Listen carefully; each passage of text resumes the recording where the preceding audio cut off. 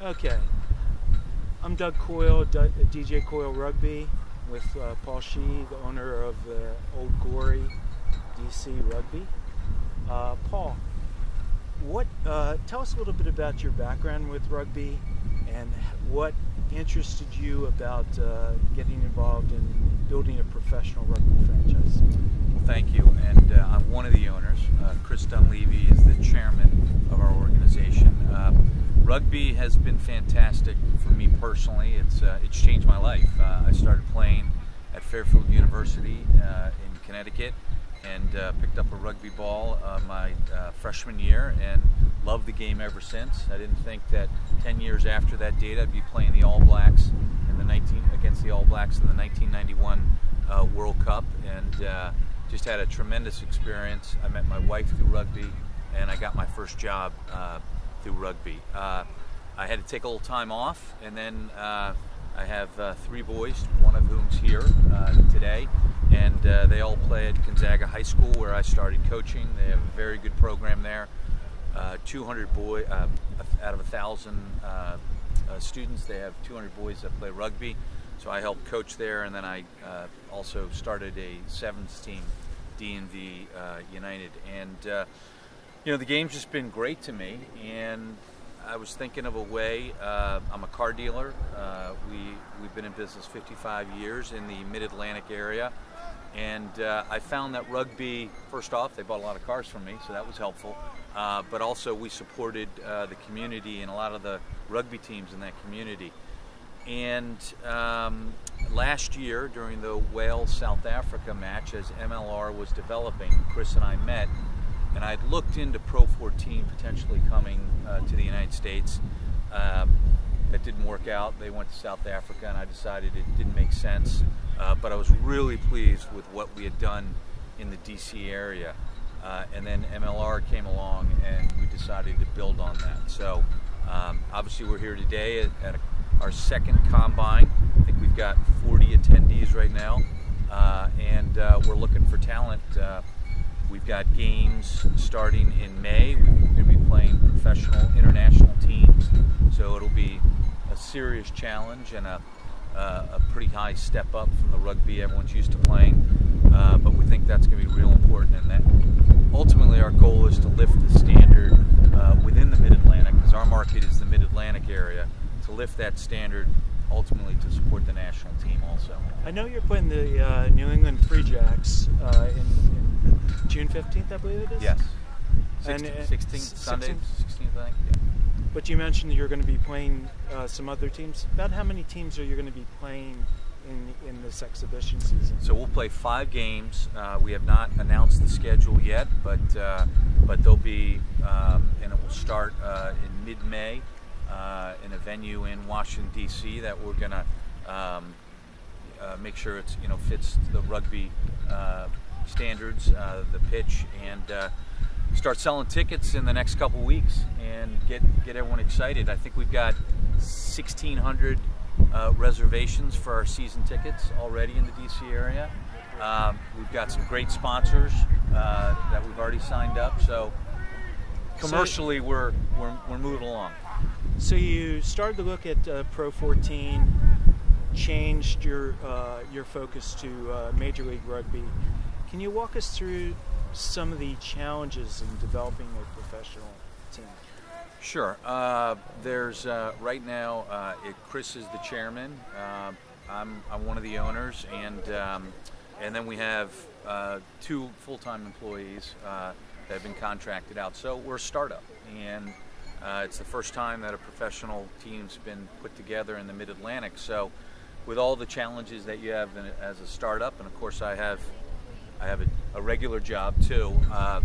It's just a lot coming at you as the league, you know, just got finished its inaugural season. So as we decided that we were going to join, we did a 90-day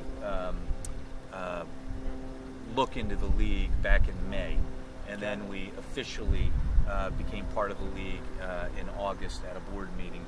And then since that time, it's just getting all the agreements done, trying to get an infrastructure set up, and trying to deal with everything that you have coming at you as you start something. What are some of the biggest challenges with overseas players?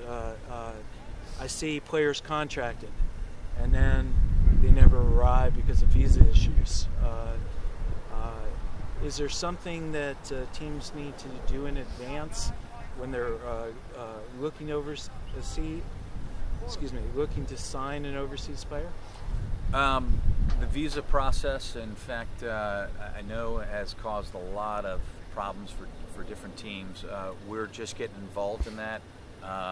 We think we have a handle on the timeline, so as long as we get all the proper paperwork done and we have some help in the DC area with that, we think we'll be able to meet those challenges. But it is a process, and there's a timeline that you have to stick to. And I've heard about a lot of different teams' issues, but we think we understand it and can accommodate what we need to for our players. And the overseas players, there's 10 of them allowed, and early on in the league, with 13 teams, that'll be about 130 foreign players.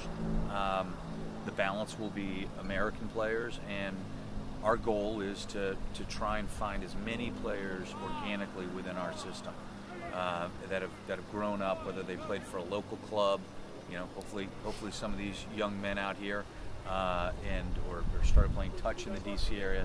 That's what we're going to look for, and try and get them on the team, get them with a really top level coaching, and upskill them and get them to be able to play professional rugby. So is your emphasis going to be on USA players for the first series of exhibition matches, or will there be also some international talent? We expect there'll be some international talent that will fit in what you see, the current ratio. If you have 30 players, 10 of them are international players, so we'll have a similar ratio, we think, but we got a lot of work to do. We got a big player pool database of probably 200 folks right now. I think that's fair to say. And Tim, join us? Yeah, sure, absolutely. Come on in, right. Tim. Get a wider shot here. Tim Brown, Operations Manager, Old Glory, DC. Tim's Director of Rugby from University of Mary Washington. Transitioning out successfully, okay, because the guys are doing such a great job there. But yeah, it's a nice opportunity for me and for them. So what's tell us about the process of looking at talent. This is the second of 4 combines that the team is doing. The door's wide open, so there's no, in terms of looking at talent, if you add up everyone that's logged into the website and sent video, I think I have over 400 videos already that players have uploaded, so it's fun for me. I mean, those are fun emails to get when you get someone that you don't know about somewhere in the country that you see spark. So right now our pool ranges from NSCRO college players and high school players who have submitted video up through full internationals who have expressed interest in coming to the DC area. And somewhere in the middle of that, there's a perfect mix. We do have a salary cap. We do have to make sure guys get visas. So I probably talked to Paul and Chris and some of the emerging coaches like 3-4 times a day about talent. And at this point, everyone is talent. So it's exciting. There's no one excluded, which is nice. So the door is wide open. I don't know whether you saw we Josh Brown, our first contracted player. Yes, I'll be doing an article by Tuesday on it. Awesome. Great. I mean, there's nothing. Great local. Yeah, I mean, he's number EMT. 8 from Rocky Gorge. Yeah. He's coaching youth. He's a firefighter, EMT.